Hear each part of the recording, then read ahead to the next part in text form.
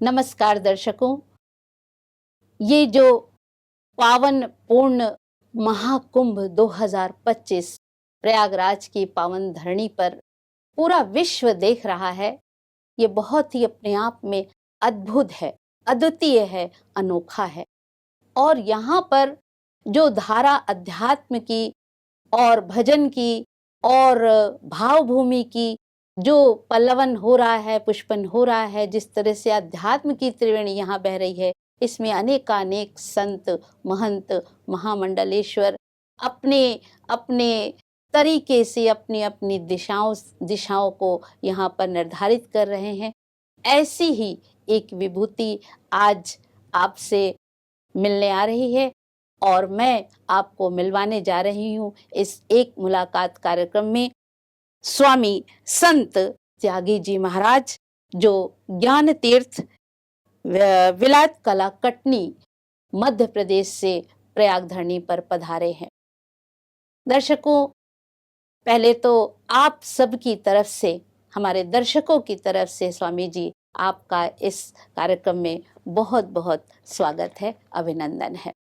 स्वामी जी, मैं देख रही हूँ आपके हाथ में एक शंख है, तो और अभी संत सम्मेलन में मैंने आपको शंखनाद करते हुए सुना भी, तो इस शंखनाद से आरंभ करने का क्या महत्व है? और एक बार आप शंखनाद हमारे दर्शकों के लिए भी कीजिएगा। बिल्कुल, आपको हृदय से नमन करते हैं, आपके सुनने वालों को भी हृदय से नमन करते हैं।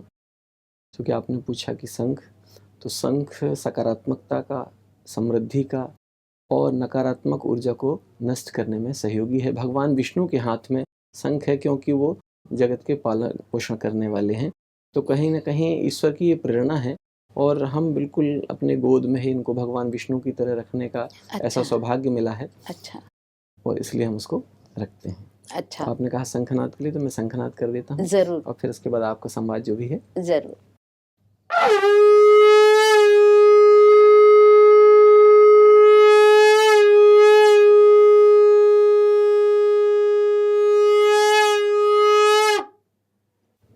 बहुत सुंदर स्वामी जी, बहुत सुंदर गुंजित कर दिया पूरा वातावरण आपने। यहाँ पर एक अलग तरह की सकारात्मक ऊर्जा जो शंख के द्वारा निकलती है, उसका अनुभव हम सभी करते हैं। और अभी आपसे जानना चाहेंगे कि इस प्रयाग धरणी पर आने का, इस महाकुंभ में, इस समागम में, जैसे श्रद्धालु आते हैं संत जनों का दर्शन करने, संत समागम के लिए, तो एक संत क्या यहाँ पर मंशा लेकर के आता है? देखिए, हम जिस मार्ग के पथिक हैं, अब हमको कोई कुछ देकर खुश नहीं कर सकता है। अब कुछ चाहिए नहीं तो फिर क्यों आए हैं? जब चाहिए नहीं होता है तो फिर तो आदमी को स्थायी हो जाना चाहिए, लेकिन फिर भी कुछ चाहिए। तो क्या चाहिए? वो क्या चाहिए? जब कुछ नहीं चाहिए फिर भी कुछ चाहिए, क्योंकि हम आए हैं ना। हाँ। भाई, पथिक की मंजिल है और वो पूर्ण, उसको लग रहा है कि मुझे कुछ नहीं चाहिए, फिर भी मंजिल पर चला जा रहा है। हाँ, फिर तो यात्रा ही समाप्त हो जाएगी। यात्रा समाप्त हो जानी चाहिए। तो लगा कि जब तक मुझे जो मिला है वो यदि औरों को नहीं मिल जाता है, तो वो जो चाहिए है, वो औरों के लिए जो चाह है वो मुझे चाहिए है। जब इस चाह के लिए हम निकलते हैं तो फिर उसमें संघर्ष भी होता है, आनंद भी होता है। कष्ट के आनंद होते हैं और आनंद के कष्ट होते हैं, ये आप जानते हैं। तो अपनी चाहत को आप जनता की चाहत, आम जन की चाहत बनाने की यात्रा पर निकले हैं और यही आपका उद्देश्य है। तो विशेष इस दिशा में आप क्या कर रहे हैं? व्यावहारिक धरातल पर आप क्या कदम उठा रहे हैं? देखिए, भोजन शिक्षा संस्कार को लेकर के हम इस पर बृहद कार्य कर रहे हैं ईश्वर की प्रेरणा से। क्योंकि हम तो कुछ कर नहीं सकते, आप तो कुछ कर नहीं सकते। उसने हमको आपको निमित्त बनाया है और कहते हैं कि परमात्मा निमित्त बना करके श्रेय दे देता अपने बच्चों को। इसको हम इस तरह से कह सकते हैं कि धरती माता के लिए लोग जो हैं शहीद होते हैं। कहते हैं ना कि धरती माता का नाम किसका होता है? धरती माता का नाम नहीं होता, उस व्यक्ति का नाम बैनर पे लग जाता है कि फलाना व्यक्ति शहीद हुआ। मतलब हमारी धरती माता देखिए कितनी कृपालु है, कितनी दयालु है कि वो नाम भी जो है उसको उसने दे दिया। बोले तुम निमित्त, हम निमित्त है, तुमको श्रेय दे दिए। तो ये बताइए, तो भोजन शिक्षा संस्कार को जो मैंने बताया, हमारे पास में क्षेत्रीय बच्चे आते हैं, उनके माता पिता आते हैं तो उनके लिए हम अपने हाथ से भोजन बनाते हैं, अपने हाथ से परोसते हैं, अपने हाथ से हम बर्तन साफ करते हैं और उनको वो शिक्षा, जैसे जो मिठाई मैंने खाई है वो मिठाई मैं चाहता हूँ कि आपको भी खिला दूँ, लेकिन वो मिठाई ऐसी है कि बाजार में मिलती नहीं है। वो मिठाई ऐसी है कि बिना खाए आपको मैं बता भी नहीं सकता हूँ कि बहन जी ये इतनी स्वादिष्ट है, उसको आपको खाना ही पड़ेगा। तो खाने के लिए क्या है, आपको मेरे संपर्क में रहना पड़ेगा। जब आप निरंतर मेरे संपर्क में रहेंगे तो फिर मैं आपको जो है उसका आभास करा पाऊंगा। आज समाज में लोग बोलते हैं धर्मांतरण हो रहा है ना, नदियों की सफाई नहीं हो रही है, वृक्षारोपण नहीं हो रहा है, बहुत सारी चीजें शिक्षा पर मुद्दे तो बहुत हैं, बहुत सारे। हमने कहीं ना कहीं ईश्वर की प्रेरणा, चूंकि ये बात आती कि हम कर रहे हैं, तो ये ईश्वर की प्रेरणा हुई कि आपको समाज में जो उठ रही बुराइयां हैं, क्योंकि बीच में आपने सुना होगा कि बहुत सारे बाबाओं के कारण समाज में कलुष वातावरण बना जी। तो हम बाबा जी बनने के पक्ष में ही नहीं थे कभी। अच्छा। मैं आपको बताऊं, मैं गृहस्थ से निकला हूँ, बाबा जी बनने की कभी इच्छा नहीं थी। और जब बाबा जी बने तो ईश्वर ने ऐसा संवाद किया, कहीं ना कहीं अंतर प्रेरणा जो होता है, तो आपको समाज को एक नई दिशा देनी है। तो मैंने कहा मेरे जैसे अपन तो बहुत छोटे से हैं, इस दिशा में तो बहुत बड़े बड़े विद्वान लोग काम कर रहे हैं। तो मैंने प्रश्न किया प्रकृति से, मुझे कर्मयोगी प्रकृति पुत्र भी बोलते हैं, अच्छा, है ना, और नाम हमारा वीरेंद्र तिवारी था पुराना। अच्छा। लेकिन विकारों को त्यागने के कारण ये त्यागी टाइटल जो है ना, त्यागी सरनेम भी होता है। जी। तो उसके कारण जो ये विषय आया कि आपको समाज में जो उठ रही बुराइयां हैं इनको खत्म करना है। बाबाओं ने शुरू किया तो बाबाओं को ही खत्म करना पड़ेगा, ये अंदर प्रेरणा हुई। अच्छा।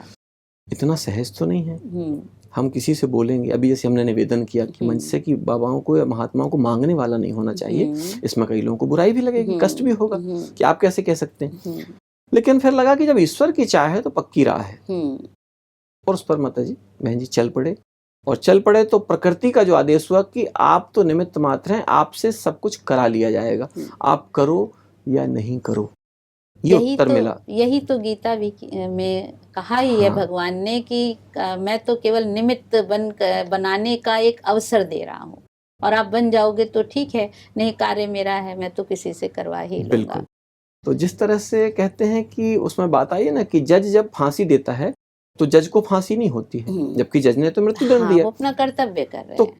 एक होता है कर्म, एक होता है दुष्कर्म, एक होता है सत्कर्म। तो हम लोगों ने क्या, कुछ भी जो कसाई है वो भी कह रहा मैं कर्म कर रहा हूँ। हमको पहले कर्म, दुष्कर्म और सत्कर्म को तो समझना पड़ेगा। धर्म मार्ग से राष्ट्र निर्माण के लिए हर व्यक्ति की जिम्मेदारी, जैसा कि मैं हमेशा कहता हूँ कि हम सब परमपिता परमात्मा की सबसे अच्छी संतानें हैं। बिल्कुल ठीक। तो एक साधारण पिता चाहता है कि मेरी संतानें मुझसे अच्छी बने, तो परमपिता परमात्मा क्या चाहते होंगे। परमात्मा ने भेजा तुमको खुद परमात्मा बन जाने को। परमात्मा चाहते हैं कि तू भी मेरे जैसा बन जा, मुझसे भी अच्छा बन जा। और जब ये बात समझ में आती है, और ये बात कब समझ में आती है कि जब हृदय से कोई कार्य होता है, जब आपके अंदर वास्तव में हृदय से प्रेरणा होती है। क्योंकि बाबा बन जाना, बाबा दिख जाना और बाबा हो जाने में अंतर है। गेटअप सेटअप तो बहुत सारे हो सकते हैं, स्वरूप बन जाना, ठीक है ना। अब इसके लिए करना क्या पड़ेगा, इसके लिए राष्ट्र निर्माण, धर्म मार्ग से राष्ट्र निर्माण करना ना, तो उसके लिए प्रकृति ने हमको, हम तपस्या में थे, हमको बच्चे आते थे रोज आश्रम में। अच्छा। मैं सिर्फ सच्ची साधना के लिए था, बच्चे रोज आते थे, तो अंतःकरण से प्रेरणा हुई कि इन बच्चों को थोड़ा समय देना चाहिए। और आज वो जीवन का लक्ष्य बन गया बहन जी कि इन बच्चों से राष्ट्र निर्माण हो सकता है। ये मेरे जैसे बनकर, आज तो मैं हूँ ठीक है, लेकिन नया बीज भी तो चाहिए। बिल्कुल। तो जब नया बीज चाहिए, तो मैं अगर एक वृक्ष हूँ, चाहे छोटा हूँ, बड़ा हूँ, विशाल वृक्ष हूँ, तो मेरे द्वारा जो बीज तैयार होगा ये मुझ जैसा होगा, हो सकता है मुझसे भी बड़ा विशाल वृक्ष ही तैयार हो। और समाज में जब आज एक चेतना काम कर रही है, सूर्य की एक किरण भी सूर्य है, समुद्र का एक बूंद भी समुद्र है, तो मेरा एक अंश वो जो है मैं ही हूँ। बिल्कुल। छोटे से छोटा प्रयास भी, छोटे से छोटी दृढ़ता भी अपना इतिहास में नाम तो लिखा ही जाती है। जैसे प्रभु श्री राम की कहानी में हम लोग सुनते हैं, गिलहरी ने प्रयत्न किया और श्री राम जी ने उस पर हाथ फेरा और 3 धारियां उस पर बन गई। बिल्कुल। तो क्या करती थी गिलहरी, वो छोटे छोटे रेत के कण ले जाती थी और कहती थी शायद इसी से समुद्र का तल ये बंध जाए। आपने बहुत अच्छी बात की जी, रामायण की आपने याद दिला दी। रामायण में एक पात्र है जटायु। जी। रामायण के 4 पात्रों को मैं देखता हूँ जब, अच्छा। तो मैं उस पर कभी, जैसे आपने विषय रखा इसलिए जी, हृदय जी। में बात आती है, जरूर जरूर दर्द भी होता है। जरूर। एक जटायु, हम्म। इसके बाद में सबरी, हम्म। हनुमान जी हाँ जी। और भरत। हाँ। इन 4 पात्रों को जब मैं याद करता हूँ तो लगता है ऐसा जीवन हमारा होना चाहिए। जटायु नारी शक्ति के प्रति कितना समर्पण, देखिए बिल्कुल आप। एक समर्पण। पक्षी, एक पक्षी। और जो उड़ पाने में असमर्थ था, उसने नारी शक्ति को बचाने के लिए बलिदान दे दिया, अपना स्वयं का सर्वस्व न्यौछावर कर दिया। बदले में उसको क्या मिलना था? लोग कहते हैं कि राम जी की गोद मिली, वो सब ठीक है ना, राम जी ने संस्कार किए, ये भी ठीक है। उसके अंदर का संकल्प देखिए आप, उस संकल्प की जरूरत है आज। गहन दृष्टि है। जब तक आप उसके संकल्प को नहीं समझेंगे, अगर आपने उसके संकल्प को नहीं समझा तो ऐसे ढेर पक्षी मर रहे हैं, ढेर, हम लोग भी क्या है, अभी कुंभ में जैसे भगदड़ मची लोग मर गए, वैसे वो भी मर। लेकिन वो जो आपने गिलहरी की बात की, तो जटायु ने अपना नाम अंकित करा लिया, चाहता नहीं था।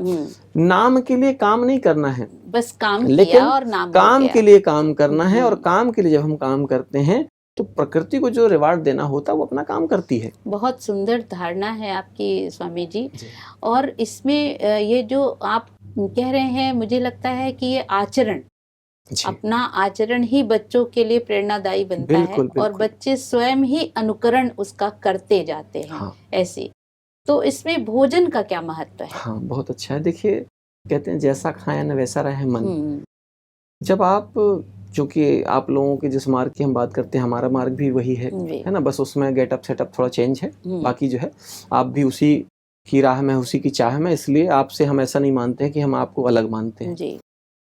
आप लोग जब भोजन बनाते हैं, भोजन करवाते हैं, तो उसमें इतना आप आनंद परोसते हैं, ठीक है ना, जिसको आप लोग ब्रह्म भोज के नाम से, हमने भी, हम है ना, जब हम गृहस्थ में थे तो हमने भी ब्रह्म भोजन किया हुआ है जी। और कई बार हमको भी सौभाग्य मिला कि उसमें हम सहयोगी बने। अच्छा। है ना। हाँ। तो जिस विचारधारा से आप भोजन बनाते समय, आपकी जो विचारधारा होगी, आप क्रोधित होंगे। आज क्रोध ही क्यों है हर व्यक्ति के मस्तिष्क में? क्योंकि जब प्रसाद बनाया जा रहा है उस समय टीवी में हम लोग गलत प्रोग्राम देख रहे हैं, हम फोन में गलत बात कर रहे हैं, मतलब हमारा मस्तिष्क उसमें ही नहीं है बस। हाँ, वृत्ति हमारी उस समय कुछ और कह रही है। और जब हम उस पे लगे ही नहीं, भाई जैसे मैं आपसे संवाद कर रहा हूँ, ठीक है, और आपसे संवाद करते समय मैं, अगर मेरा ध्यान रहे तो एक ही जगह रहे, या आपके साथ में, और उस परमपिता परमात्मा के साथ कनेक्शन उससे टूटना नहीं चाहिए एकदम, उस, है ना, और उसके साथ बना हुआ कनेक्शन जो है वो बुद्धि योग परमात्मा के साथ हो, और वृत्ति हमारा जुड़ाव जो है वो कर्म के साथ हो। बिल्कुल। तो इसमें 2 चीजें आएंगी। जब हम भोजन बनाते हैं, अपने हृदय से पूरा उसका भाव परोस देते हैं उसमें भोजन पकाते समय, उसके बाद जब वो भोजन उनके अंदर जाता है, उनके शरीर में जाता है, चाहे वो कुछ भी हो, खिचड़ी हो, नमक रोटी हो, दलिया हो, है ना, और वो उनके अंदर जाके जो तरंग पैदा करता है, स्वाद महत्वपूर्ण नहीं है लेकिन फिर भी स्वादिष्ट हो जाता है। बिल्कुल। उसके अंदर जो तरंग पैदा होती है, वो तरंग जिसको अपन बोलते हैं कि जैसा खाओ न वैसा रहे मन, तो वो उसका वैसा मन बन जाता है जिसके हाथों का किया हो। इसीलिए कहते हैं कि सबके हाथ से भोजन नहीं करना चाहिए। बिल्कुल। हम भोजन नहीं करते हैं। हमसे कहा लोगों ने कि ऐसे में आपका जीवन कितने दिन चलेगा? हमने कहा देखिए क्या होता है कि बहुत लंबा जीवन, उसकी बहुत महत्वपूर्णता नहीं है। हम कर क्या रहे हैं, हम चाहते क्या हैं, आप इस समाज को क्या देना चाहते हैं और कैसे देंगे, उन बच्चों के निर्माण से। अच्छा, दूसरा और क्या है उसमें कि जब बच्चों को एक आकर्षण होता है, क्या खाओगे? बाबा जी हमको तो आलू बंडे खाने, हाँ हम बनाएंगे आपके लिए, और उनके लिए बैठाल के बैठो। अगर एक बच्चा भी है तो उसकी इच्छा पूरी करने का प्रयास रहता है। अगर 100 बच्चे भी हैं, लगभग 300 परिवारों के बच्चे वहाँ पर आते हैं। बहुत सुंदर कार्य कर रहे हैं स्वामी जी आप जी। आप यहाँ पर अभी जैसे संत सम्मेलन में आप पधारे और आप ब्रह्मा कुमारी बहनों से भी मिले, आपने पांडाल देखा, तो ब्रह्मा कुमारी संस्थान के बारे में आप क्या संदेश या क्या मत आपका बनता है, वो हमें दर्शकों को बताएं। एक बात तो मैं कहूँगा सबसे पहले जी, कि जब संकल्प और उद्देश्य अच्छे हों तो किसी का कोई भी मत हो मायने नहीं रखता, ये मैं मानता हूँ। एकदम इसके बाद भी जी हम बहुत लंबे समय से ब्रह्म कुमारी संस्थान को देखते चले आ रहे हैं। संत सम्मेलन में माउंट आबू में भी हमारा जाना हुआ है, लंबे जी समय तक हम वहाँ रहे हैं। और वहाँ पे आपके जो भाई जी लोग हैं, सब लोगों ने, उस समय हम मौन थे, तो उन्होंने कहा महाराज जी आपका शंखनाद कार्यक्रम की शुरुआत और अंत में रोज होना चाहिए। काफ़ी दिनों अच्छा तक रुकना हुआ था हमारा। अच्छा अच्छा पंडित प्रकाश भौमिया जी हैं हाँ कटनी से, जी हाँ जी है ना? तो उन्होंने कहा महाराज जी आपको चलना पड़ेगा। हमने कहा मौन है किसी काम के नहीं। बोले नहीं, आपका मौन भी वहाँ काम आएगा। तो कटनी से लक्ष्मी बहन जी, उनने सारा आने जाने का प्रबंध किया और बोलते हम लोग रामराज की बात करते हैं। बात करना है कि काम करना है? हाँ ब्रह्म कुमारी संस्थान ने रामराज स्थापित कर दिया है, कल होगा नहीं है। हाँ, अब यह है कि परिवार तो बढ़ता जाएगा और आचरण से आप लोगों ने इस काम को प्रमाणित किया है कि आप इससे सीख सकते हैं। बहुत सारे लोग इससे सीख रहे हैं, बहुत प्रेरित हो रहे हैं, और जो लोग नहीं हो रहे हैं, हमसे कई बार लोग बोलते हैं, बोले बाबा जी आप जो हैं, महाराज जी आप ब्रह्म कुमारी के फेवर में बोलते हैं, ठीक है। हमने कहा कि हम ब्रह्म कुमारी के फेवर में नहीं बोलते हैं, हमने ब्रह्म कुमारी संस्थान को समझा है, जाना है। हम उसकी जो गतिविधियां, विशेषताएं हैं, और हर व्यक्ति का, चाहे वो साधक हो चाहे सामान्य व्यक्ति, उसकी जिम्मेदारी होती है उसको सत्य बोलना ही चाहिए जी। तारीफ के लिए कोई बात नहीं ना जी। यहाँ तो जो आप कर रहे हैं भाई, आप कोई काम तारीफ के लिए नहीं कर रहे हैं। हाँ, अब इसके बाद में उसको समझ में आ जाए तो उसको लगेगा एक बार कि चलो। और हमने अभी ये बात कही ना कि हमको किसी को प्रभावित नहीं करना है, हमको तो इस नदी में प्रवाहित होना है। हाँ, आपने बहुत सुंदर बात ये कही कि आप प्रभावित होते हैं, आप तारीफ करते हैं, लेकिन प्रवाहित नहीं होते हैं, उस प्रवाह में बह जाने की जरूरत है। तो बहुत सुंदर आपका उद्देश्य है और बहुत विनम्र भाव से, और आपको के चेहरे पर जो भाव हमें दिख रहे हैं आनंद के, और भोजन शिक्षा संस्कार का जो उद्देश्य, जो बीजारोपण आप बच्चों में कर रहे हैं, उसके लिए आप बधाई के पात्र तो है ही। आज हमारे इस एक मुलाकात कार्यक्रम में आप आए अपना अमूल्य समय लेकर के, उसके लिए हम आपके लिए बहुत बहुत आभारी हैं। आपको हृदय से पुनः नमन, आपकी पूरी टीम को नमन, ब्रह्म कुमारी पूरे संस्थान को हम हृदय से नमन करते हैं। और आखिरी में एक बात कहेंगे कि जितने लोग भी ब्रह्म कुमारी से जुड़े हैं, नहीं जुड़े हैं, विषय को समझें। हम ये नहीं कह रहे हैं कि आप सीधे आके जुड़ जाओ, समझो, आचरण देखो, और इसके बाद में आप जुड़ सकते हो। जब आपको अच्छा लगेगा, समझ में आएगा, तो फिर हमारे बोलने की जरूरत नहीं है। हम मना भी करेंगे तो भी आप फिर स्वीकार करोगे। बोलता है, बिल्कुल, कार्य ही बोलता है। तो आपके सारे कार्यों को नमन करते हैं बारंबार। तो अंत भी शंखनाद से ही हो तो बहुत सुंदर होगा हमारे दर्शकों के लिए। स्वामी जी,